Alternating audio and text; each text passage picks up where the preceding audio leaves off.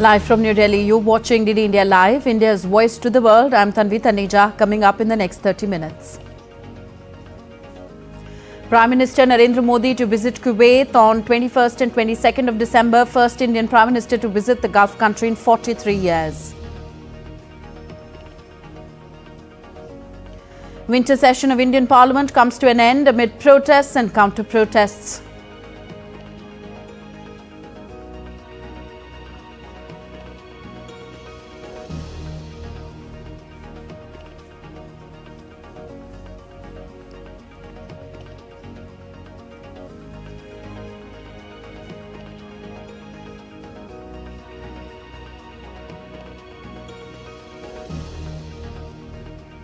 And US delegation in Damascus for a meeting with Syria's new regime.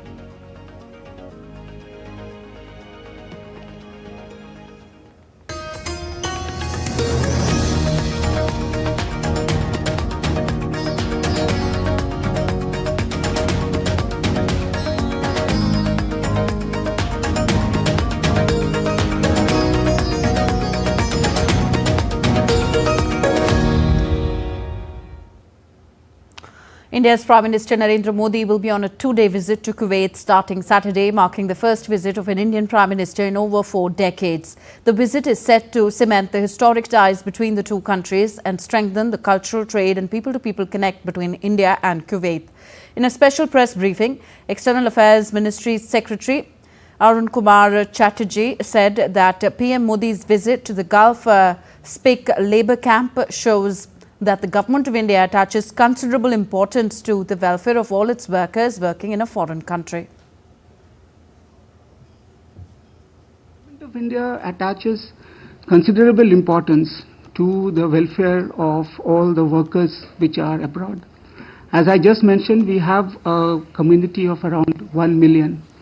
As Secretary CPV and OIA, this is one of our priority areas that we have. So the idea of the visit of the Honorable Prime Minister to labour camp is to express that the amount of importance that the Government of India attaches to our workers who are there in a foreign country.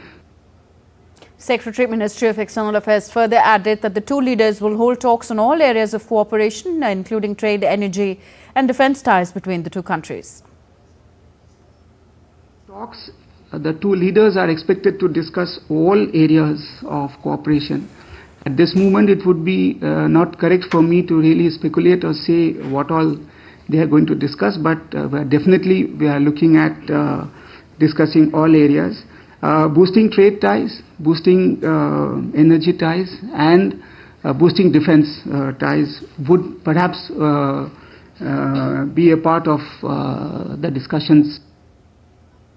So the visit of Prime Minister Narendra Modi to Kuwait starts Saturday, December 21st and 22nd, as we were being briefed by the Secretary in the Ministry of External Affairs that this is the first visit of an Indian Prime Minister to Kuwait in 43 years. And of course, a community event with the diaspora, Indian diaspora in Kuwait is also lined up, and it will strengthen the cultural people-to-people ties between India and Kuwait. What is also expected is an opening ceremony of the Gulf Cup, which Prime Minister Narendra Modi will be attending. And of course, the leaders, Prime Minister Narendra Modi, as well as is expected to meet the Emir of Kuwait, the Crown Prince of Kuwait, and will hold talks on all areas of cooperation, including on trade, energy and defence ties between the two countries.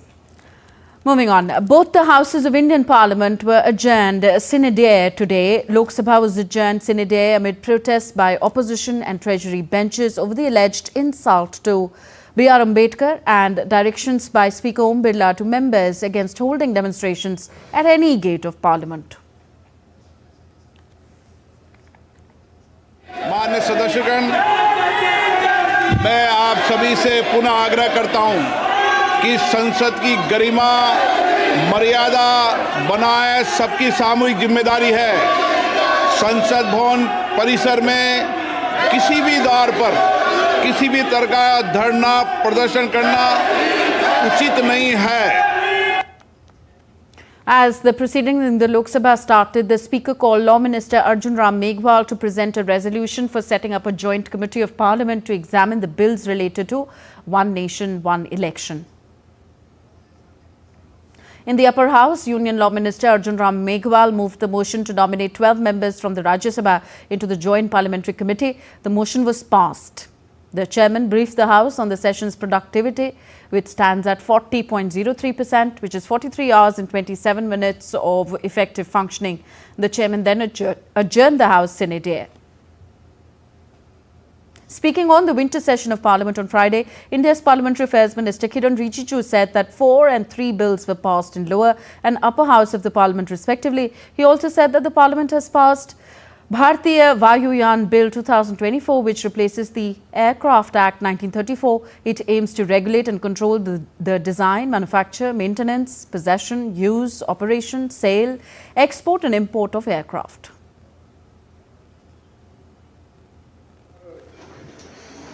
कुल मिलाकर के 20 seating हुए हैं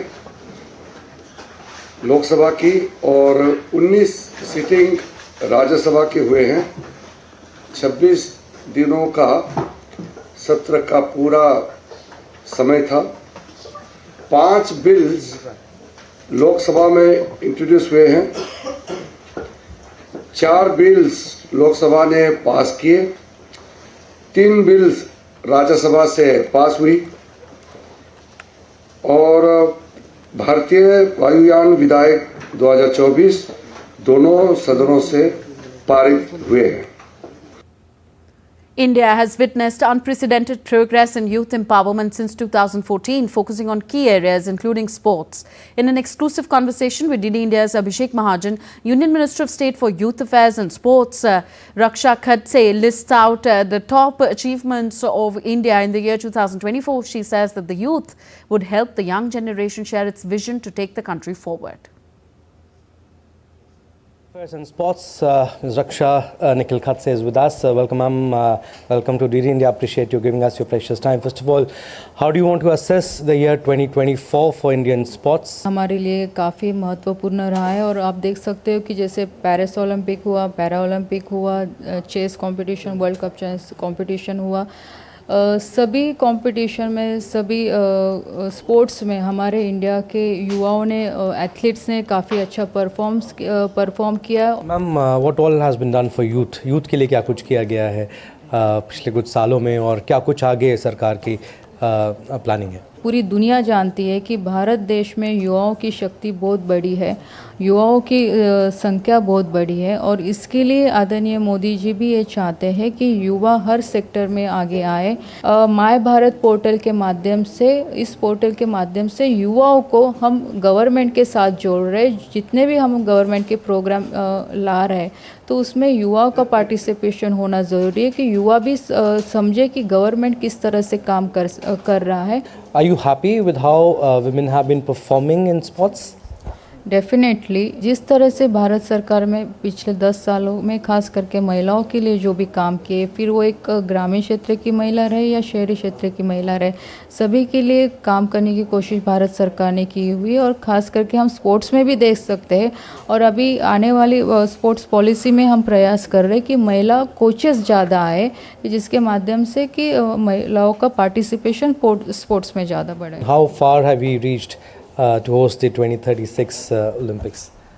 उसके लिए भी कोशिश कर रहे हैं कि हमारे देश का इंफ्रास्ट्रक्चर उस तरह से तैयार रहे, हमारे स्टेट का इंफ्रास्ट्रक्चर स्पोर्ट्स का उस तरह से तैयार हम करें और हमारे खास करके हमारे एथलीट्स उस लेवल पे हम तैयार करें कि आगे जाके जो भी हम जिस तरह से हम कोशिश कर रहे हैं कि 2036 में ओलंपिक्स हमारे इंडिया में होस्ट होना चाहिए, तो उसके लिए पूरी कोशिश भारत सरकार की जारी है। Russian President Vladimir Putin emphasized that Russia needs long-term peace and not a ceasefire in Ukraine on Thursday. At his annual press conference in Moscow, Putin said Russia has no preconditions for starting negotiations with Ukraine, emphasizing that the country is ready to engage in talks. He added, Ukraine operation had seen major changes as Russian soldiers are progressing towards accomplishing their primary goals, making advances on the battlefield. While Ukrainian forces are continuously reiterating and are retreating, and are unable to hold their positions. RT correspondent Saskia Taylor has sent us this report from Moscow on Putin's press conference. Well, a few creaky knees for sure after that absolutely marathon press conference. My first time actually in the hall itself, and what really stood out to me was how the energy of President Putin, it just didn't dip over the course of those 4 hours and 27 minutes. And he was just moving with such ease between a huge range of stories, from the domestic to the foreign, from mortgages to military advances, from natural disasters to the art of negotiation. Now, of course, a huge chunk of the president's words were dedicated to the conflict in Ukraine. That was one of the most asked about topics when it comes to requests from Russian citizens. Some experts in the West believe that such a missile is easy to shoot down. Well, if those Western experts think so, let them offer us, and let them offer those in the West and the US who pay them for their analysis, to conduct some kind of technological experiment, say a high-tech duel of the 21st century. Let them identify some object to destroy, say, in Kiev, concentrate all their air defense and missile defense forces there, and we will strike there with the Oreshnik and see what happens. We are ready for such an experiment. Is the other side ready? Well, obviously that was a little tongue-in-cheek, but something that I really noticed was when continuing that idea, and when Putin was discussing what air defences Kiev has at its disposal, he said, we need to ask our guys there what they have. And he said, these are also people who want to rid their country of extremist elements. And personally, I got this strong impression that the Russian leader was actually in contact with people, not just of the military elite, but potentially even the political elite too. But of course, to almost every single question that was about the war, the focus was on negotiation. It has to be noted that the lay of the land as he talked today is very different, of course, to the lay of the land as it was in Istanbul during those peace talks in the spring of 2022, which was scuppered by the British Prime Minister at the time, Boris Johnson. And apparently that was actually just one of 3 deals that Moscow and Kiev signed, with Kiev each time then tearing it up. And elsewhere in Europe, the 27 EU leaders gathered in Brussels on Thursday to reaffirm support for Ukraine ahead of the second Trump term. Ukrainian President Volodymyr Zelensky attended the summit and called on Donald Trump to join forces with Europe to help save Ukraine after the conflict ends. The plea came amid concerns that the NATO skeptic US President-elect might undermine Kiev's efforts by reducing American support for the conflict. President Trump is a strong man, and I want very much to have him on our side. For me, it's very important. I want to discuss with him more details about this war. I think it's very important because he was not in this war, because he was not the president. It's understandable. And I want to share with him more details. Meanwhile, the European Union announced an additional 30 billion euros of financial support for Ukraine in 2025 after meeting with EU leaders in Brussels. Implement the 15 sanctions package against Russia we approve this week. This package closes loopholes and limits circumvention, and especially targets the so-called shadow fleet. Second, we have already delivered about 130 billion euros of financial support, and we will deliver an additional 30 billion euro in 2025. US top diplomats arrived in Damascus on Friday for a meeting with new Syrian authorities led by Hayat Tahrir al-Sham. The meeting between Washington and Syria's de facto new rulers comes as Western governments are gradually opening channels to HTS and its leader Ahmad al-Shara. The group is officially designated as a terrorist group by Washington. The officials will reportedly debate on whether or not to remove the terrorist designation from the group.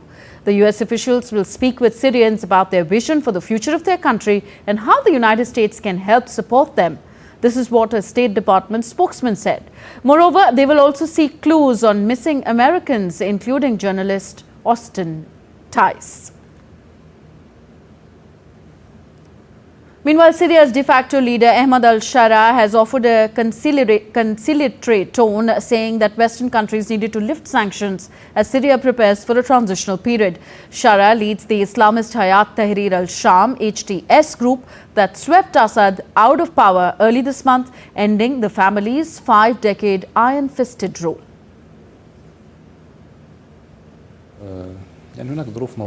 We must deal with the Syrian issue in line with current events.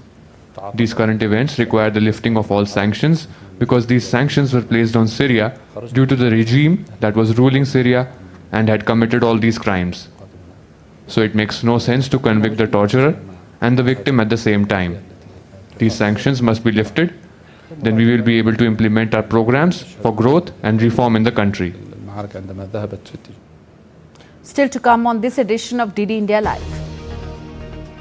US Deputy National Security Advisor John Feiner has raised alarm on Pakistan's burgeoning long-range ballistic missile capabilities. And a stampede in Nigeria's school fair kills 35 children. Details ahead.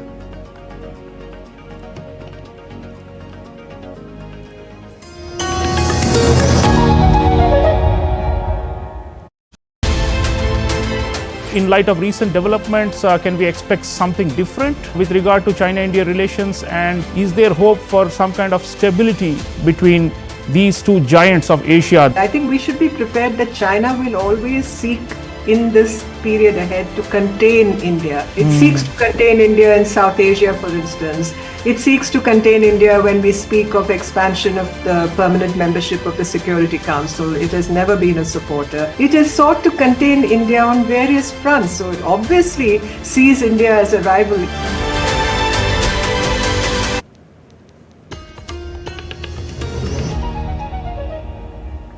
Welcome back. You're watching DD India Live. I am Tanvi Taneja. US Deputy National Security Advisor John Feiner has raised alarm on Pakistan's burgeoning long-range ballistic missile capabilities. Feiner said that the nuclear-armed Pakistan's ballistic missile capabilities eventually could allow it to strike targets well beyond South Asia, making it an emerging threat to the United States. Speaking a day after Washington announced a new round of sanctions related to Pakistan's ballistic missile development program, including for the first time against the state-run defense agency that oversees the program. Feiner also said that the number of nuclear-armed states with missiles that can reach the US homeland is very small and they tend to be adversarial. Georgia's appeals court has disqualified Atlanta prosecutor Fani Willis from prosecuting President-elect Donald Trump and his allies in the 2020 election case. In a 2-1 ruling, the court cited her romantic relationship with a lawyer she had hired to assist with the prosecution, raising concerns about a conflict of interest. This case was one of the 4 criminal prosecutions Trump faced following his 2020 presidential re-election loss. The US House of Representatives on Thursday overwhelmingly rejected a Republican-led funding bill aimed at averting a government shutdown, with federal agencies due to run out of cash on Friday night and begin closing down at the weekend. Shutdown looms in the United States after the House of Representatives failed to pass a revised short-term spending bill endorsed by President-elect Donald Trump. The bill needed a 2/3 majority in the House to sail through, but lawmakers rejected it with 174 in support and 235 against. The rejection comes just a day before the federal government is set to run out of cash. If lawmakers fail to extend that deadline, US government will begin a partial shutdown that would interrupt funding for everything from border enforcement to national perks and cut off paychecks for more than 2 million federal workers. The bill, which resembled a previous version that Trump and Musk had criticized, included provisions to fund the government until March, when Trump will officially take office and Republicans will control both chambers of Congress. Earlier, Trump urged Republicans and Democrats in the Congress to vote for a newly unveiled stopgap funding bill to avoid partial government shutdown. In a post on social media, Donald Trump expressed enthusiasm for the agreement, stating success in Washington. But dozens of dead hawks in Republican ranks, unhappy about allowing the national debt to rise unchecked for half of Trump's term, rebelled against their own leadership to sink the package. Speaker of the House, Representative Mike Johnson, has been facing criticism from all sides for his handling of the negotiations, and his Speaker's gavel looks likely to be under threat when he stands for re-election in January.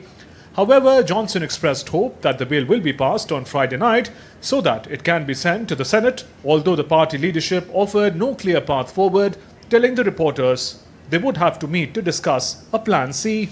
I hope that this vote passes tonight. We will send it to the Senate. We will extend funding, and we'll come back and we will have the America First agenda come in roaring in January for the American people. Thank you so much. Funding the government is always fraught, and lawmakers are under pressure this time around because they failed to agree on full-year budgets for 2025 despite months of negotiations. Bureau Report, DD India. A stampede at a school fun fair in the southwestern Nigerian city of Ibadan has killed 35 children and seriously injured 6 others. The incident occurred at an Islamic high school where a large crowd had gathered for a family event. Emergency services, including medical personnel and ambulances, were immediately dispatched to the scene. Security forces were also deployed to control the situation and prevent further casualties. 8 people have been arrested, including the main sponsor of the event. Government has already opened the probe into the incident.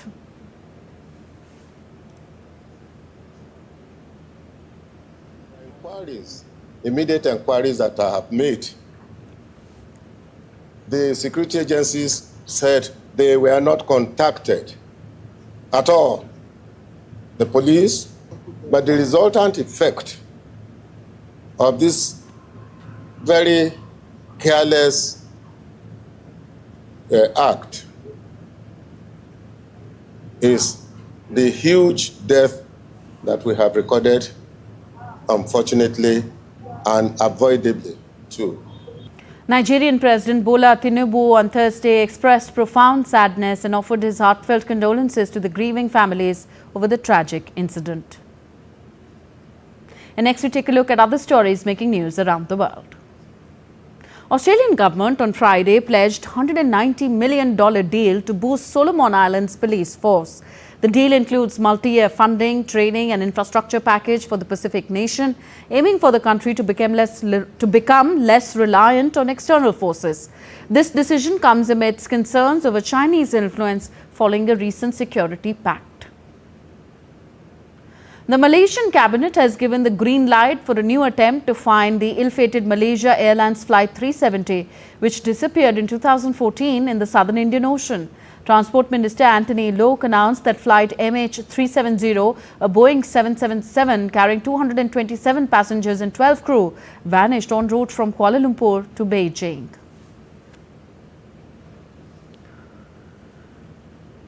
Llamas and giraffes at the ZSL London Zoo got an early festive dinner of edible Christmas wreaths and hanging decorations. The animals were seen munching on treat wreaths made of leafy branches and crunchy carrots. The Conservation Zoo's tallest residents, giraffes Molly and Nuru and Wilfred, used their 50-centimeter long tongues to retrieve the traditional Christmas dinner vegetables of Brussels sprouts from plastic canisters. And on to some sporting action now. Bangladesh clinched an 80-run victory over the West Indies on Friday in the third T20, completing a historic 3-0 series sweep at Kingstown. Zakir Ali led the effort of Bangladesh with his career best knock, and bowlers also put their best foot forward and sealed their best performance in the format against West Indies, who won 2 editions of the ICC T20 World Cup. With this win, Bangladesh ended the long tour of the West Indies. They started the series with a draw in the 2-match test series, then lost the ODIs 3-0. But the Tigers came back strongly in the T20Is. This is the second time Bangladesh has whitewashed an opponent abroad in a series of 3 or more matches. Australia have dropped Nathan McSweeney after 3 tests and included teenager Sam Constas into the squad for the 4th test against India starting on December 26th. Constas has been scoring runs for fun in first-class cricket this season, including a century against an Indian team in the tour match. The 19-year-old also became the youngest player to score a half-century in the Big Bash League this week on his debut. Wicketkeeper batsman Josh Inglis and all-rounder Beau Webster also remain in the squad. Jay Richardson and Sean Abbott are in the squad as cover for Josh Hazlewood, but Scott Boland is expected to take the injured fast bowler's place in the playing 11. It's the eve of the World Meditation Day, observed annually now on 21st of December. The Art of Living Foundation will host global meditation camps promoting mindfulness and well-being. The day encourages individuals worldwide to take a moment to pause, reflect and meditate, fostering mental well-being and emotional balance.